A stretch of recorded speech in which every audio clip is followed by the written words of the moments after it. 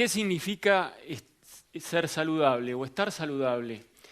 La Organización Mundial de la Salud lo define como el completo estado de bienestar físico, psíquico y social, y no solamente como la ausencia de enfermedad. Nosotros, tanto los médicos como los pacientes, en general nos conformamos con la segunda parte de la definición, es la ausencia de enfermedad. No tenemos fiebre, no tenemos dolor, estamos sanos. Pero ¿qué hay de la primera parte? ¿Qué hay del completo estado de bienestar? A eso quiero que podamos aspirar. En esta charla voy a hablar de bienestar y malestar en muchas oportunidades y quiero definir de qué estoy hablando. El bienestar lo relaciono con tres características que tienen que ver con el contento, tienen que ver con la satisfacción con la vida que estamos llevando, tiene que ver con la positividad y el optimismo. Eso se experimenta en la persona que lo siente y se nota en los que lo rodean, lo notan de esa persona. ¿Qué características tiene? En general buen humor, en general interés, energía, tolerancia, una sensación de apertura que lleva hacia la generosidad, hacia la empatía. Y por el otro lado, cuando decimos malestar, todos reconocemos, porque estos estados oscilan en nosotros, pero tenemos distintos puntos de nivelación. Hay personas que podemos nivelar en un estado más alto de bienestar con oscilaciones, pero con un sustrato que nos da ese respaldo, y otras personas que podemos estar en un estado más constante de malestar. ¿Y en qué se traduce? En descontento, en negatividad, vemos todo negativo, en insatisfacción con la vida que estamos llevando. ¿Cómo se nota? Esas personas generalmente son irritables, son quejosas, tienen mala onda, ¿sí? Tienden al individualismo, a compartir poco y más conductas egoicas. Son esto que llamamos en general personas con mala onda. Quiero unir esto como cómo puede repercutir sobre la salud. Hoy sabemos, y no queda ninguna duda de esto, es que lo que pensamos y las emociones y los pensamientos impactan sobre nuestro cuerpo y nuestro cuerpo responde mandando señales para arriba en una vía continua bidireccional, todo el tiempo. Les pido que se pongan en ese lugar, que se reconozcan en lo que les voy a contar. ¿Cómo puede estos estados subjetivos de bienestar-malestar pueden tener impacto sobre algo macro que se puede tocar, material, como enfermedades en distintos órganos de nuestro cuerpo? Vamos a empezar con el malestar. El malestar, las personas que tienen mayor grado de malestar, como las personas con depresión mayor o trastorno bipolar o trastorno generalizado de ansiedad, o algo que es tan común hoy en el mundo, que es altos niveles de estrés, claramente se enferman más y viven menos tiempo. Esto de vivir apurados, paradójicamente, nos acorta la vida. Por el otro lado, esto lo intuimos, no es necesario que yo le muestre los papers con las cifras. ¿Qué pasa con el bienestar? Me causó mucha curiosidad el estudio llamado el estudio de las monjas, publicado en el 2001, que las religiosas, un grupo de religiosas en Estados Unidos se comprometieron a donar su cerebro cuando se morían para ser estudiados para la enfermedad de Alzheimer. A ellas, cuando a un promedio de edad de 22 años, se les hizo escribir un raconto de su vida, cómo habían vivido y qué proyectaban para el futuro. Y a alguien muy brillante se le ocurrió comparar lo que habían escrito con qué había pasado 60 años después en términos de salud y de enfermedad. ¿Y qué encontraron? Encontraron una correlación muy alta entre las que proyectaban optimismo, las que proyectaban todas las características del bienestar, habían vivido más y se habían enfermado menos. Estudios posteriores, que ahora hay muchos, con mejor metodología, van en esta línea. Claramente, el bienestar se asocia con salud, como lo intuimos nosotros. Uno se pregunta, desde lo médico, ¿cuáles son las vías? ¿Cómo pueden ser los mecanismos por el cual sentirnos bien nos hace más saludable a la larga y nos hace más longevos? Hay una vía que es indirecta y nuevamente pónganse en el lugar. Cuando nos sentimos mal, cuando sentimos ese malestar, entre comillas, ¿qué hacemos?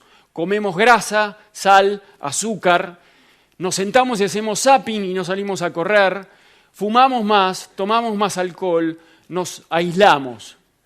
Cuando estamos bien, cuando estamos plenos, vean esto que rebalsamos, ¿sí? ¿Qué hacemos? En general nos enganchamos con las ensaladas, las frutas, las verduras. Nos preocupamos porque si tiene mucha sal o poca sal, cuántas calorías tiene un chorizo, etcétera, etcétera, etcétera. Y salimos a correr y llamamos para salir a conversar con nuestros amigos o hacer programas juntos. Eso hacemos todo el tiempo. No les voy a aclarar a ustedes que este es el trasfondo después del sobrepeso, de los problemas cardiovasculares asociados con el sedentarismo, con el colesterol alto, con el azúcar alto, etcétera, etcétera, etcétera. Eso es lo que está antes de lo que está viendo el cardiólogo después cuando lee el colesterol. Hay una vía más novedosa que es una vía directa. ¿Y cuál puede ser esa vía directa? Es decir, cuando estamos bien, aparte de los hábitos, ¿qué más pasa? ¿Qué más nos pasa? Y pasan cosas tremendamente interesantes, por lo menos para mí. Hay parámetros cardiovasculares que se modifican, baja la frecuencia cardíaca, baja la presión arterial, aumenta el tono vagal, que es un parámetro de salud que ahora no les puedo explicar extensamente. Cambia en cuestiones en la inmunidad que tienen que ver con que cuando estamos mal y tenemos ese malestar, activamos una vía inflamatoria que es el trasfondo de muchas enfermedades, por ejemplo, la enfermedad arteriosclerótica. Y también nos hace más vulnerables a las infecciones.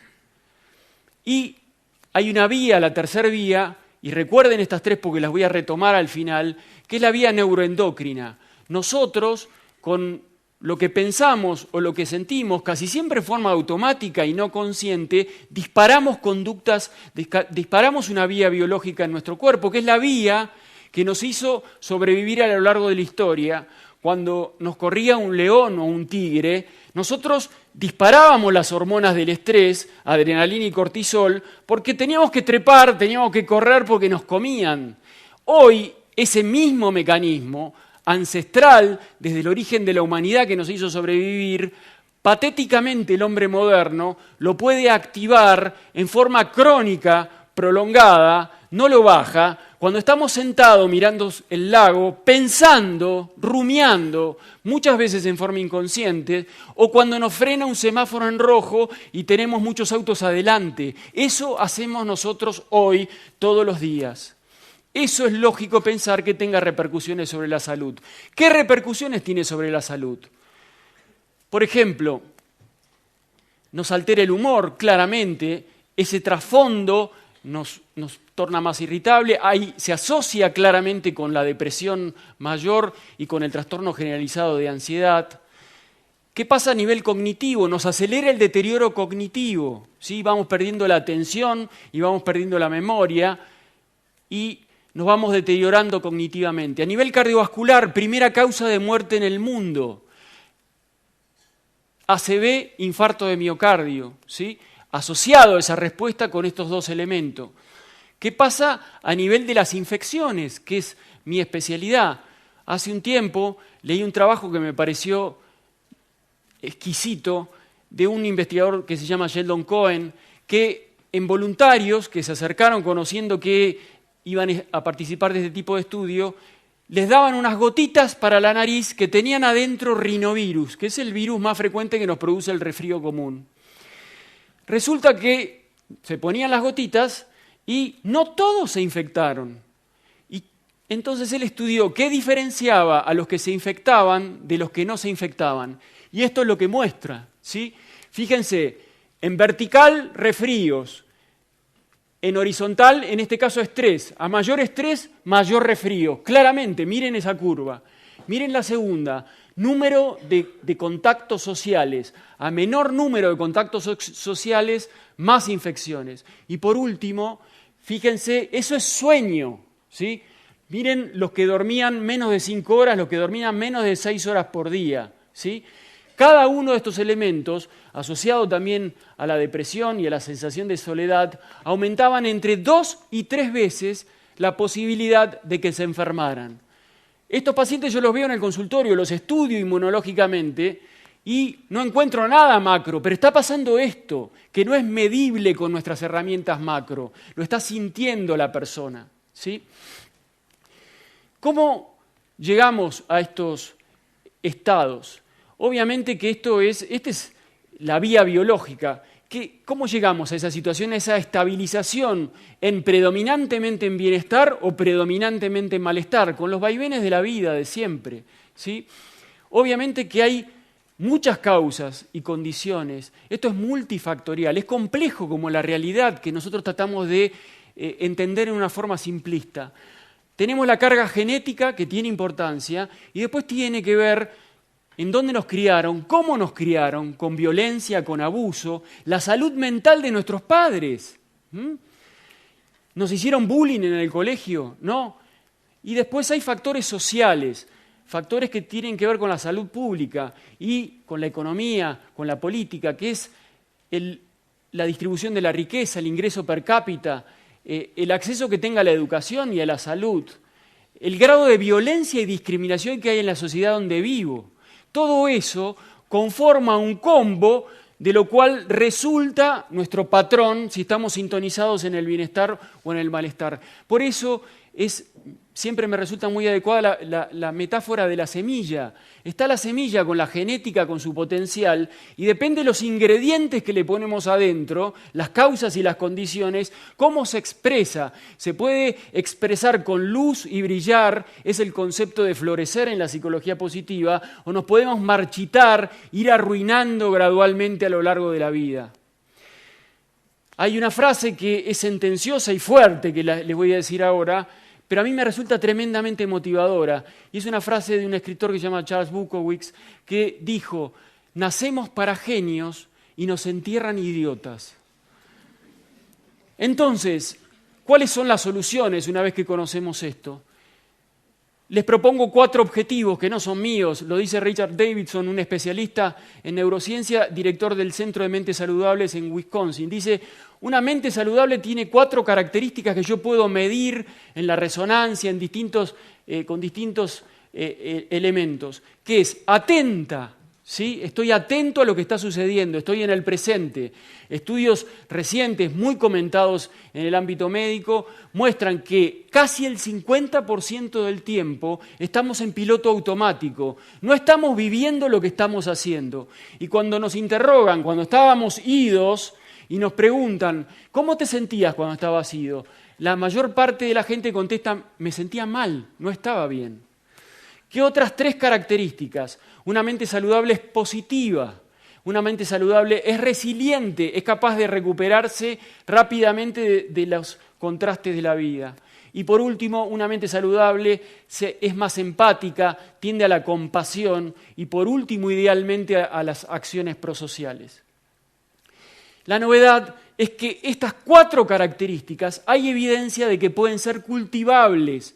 No estamos condenados a terminar siempre peor, a decir, pero yo soy así ahora, todo cambia todo el tiempo. Nosotros también podemos cambiar a partir de los descubrimientos de la neuroplasticidad, que podemos generar nuevas conexiones y desarrollar nuevas células en nuestro cerebro, y a partir de la epigenética, que nuestros genes se expresan o se apagan de acuerdo a los estímulos que le ponemos. Esto es cultivable, como ir al gimnasio de la mente, y eso se asocia con bienestar. ¿Qué otras cosas nos pueden ayudar? Yendo de lo simple, el ABC, la dieta. La dieta tiene importancia fundamental no solamente para el peso y la estética, sino para el corazón, para nuestro cerebro y para nuestro humor, como muestran trabajos recientes de Australia y Nueva Zelanda.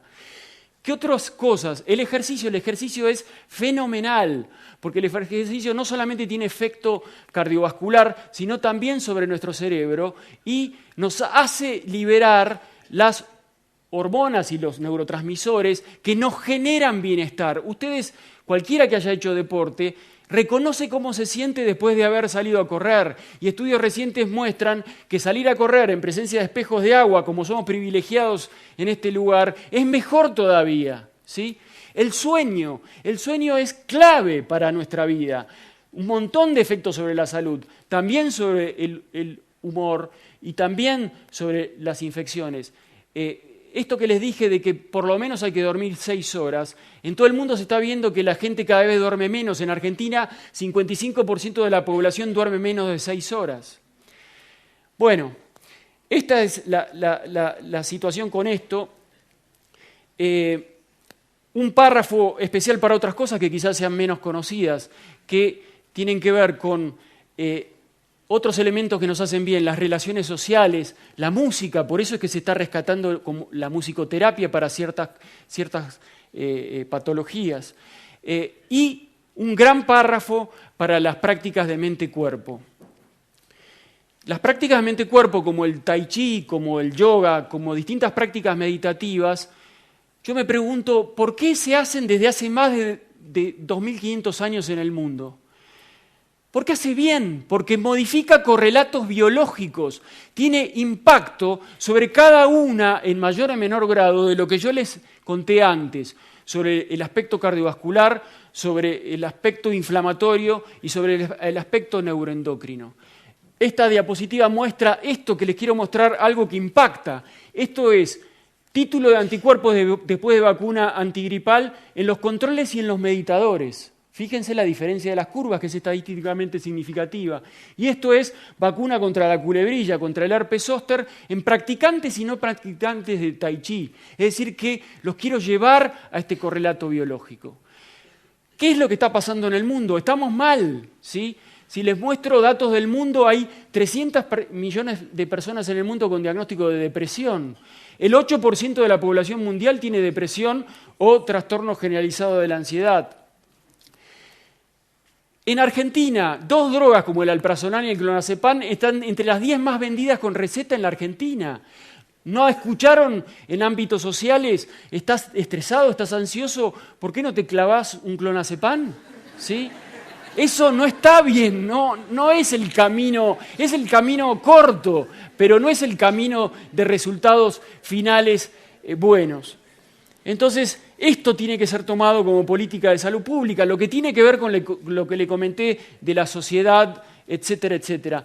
Pero tenemos un recorrido individual y en la era del antropoceno, si el ser humano fue capaz de modificar el planeta a tal punto de modificar el clima, ¿cómo no podemos conocer esto e intentar modificar el paradigma que nos está enfermando de cómo estamos viviendo? Entonces, los invito a salir del remolino del malestar, los invito a caminar hacia el bienestar. Las utopías, como decía Oscar Wilde, el progreso son utopías realizadas. Entonces, vayamos hacia eso, que es una decisión, en un momento es una decisión que tenemos que ejecutar, y es una habilidad desarrollable, y quizás podamos vivir más sabiamente y morir sabiamente.